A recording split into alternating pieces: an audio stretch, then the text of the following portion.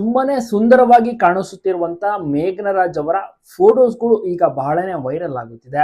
ಹೌದು, ಒಂದು ಮಲಯಾಳಂ ಲುಕ್ ನಲ್ಲಿ ಮದುಮಗಳ ರೀತಿಯಲ್ಲಿ ಕಾಣಿಸ್ಕೊಂಡಿದ್ದಾರೆ. ಮಲಯಾಳಂ ಲುಕ್ ಅನ್ನು ನೋಡಿ ಜನರು ಫಿದಾ ಆಗಿದ್ದಾರೆ. ಸಖತ್ತಾಗಿ ಮೇಕಪ್ ಅನ್ನು ಸಹ ಮಾಡಿಸ್ಕೊಂಡಿದ್ದಾರೆ. ಈ ಒಂದು ಹೊಸ ಲುಕ್ ಅನ್ನ ನೋಡಿ ಜನರು ಏನ್ ಅನ್ಕೊಂಡ್ರು, ಎರಡನೇ ಮದುವೆಗೆ ಆಗ್ತಾ ಇದ್ದಾರ, ಹೊಸ ಅಧ್ಯಾಯಕ್ಕೆ ಏನಾದ್ರು ಕಾಲಿಡ್ತಾ ಇದಾರ, ಗುಡ್ ನ್ಯೂಸ್ ಅನ್ನ ಕೊಡ್ತಾ ಇದಾರ, ಹಲವಾರ ಪ್ರಶ್ನೆ ಆಗಿದೆ.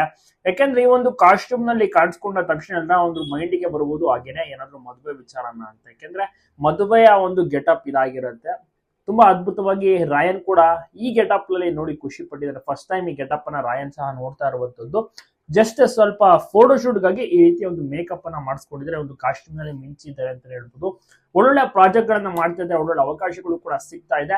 ಬಟ್ ಎರಡನೇ ಮದುವೆ ಬಗ್ಗೆ ಮೇಘನರಾಜ್ ಅವರು ಯಾವತ್ತೂ ಯೋಚನೆ ಮಾಡಿಲ್ಲ, ಆಗೋದು ಕೂಡ ಇಲ್ಲ. ಚಿರುನೆ ಮೊದಲು ಚಿರುನೆ ಕೊನೆ.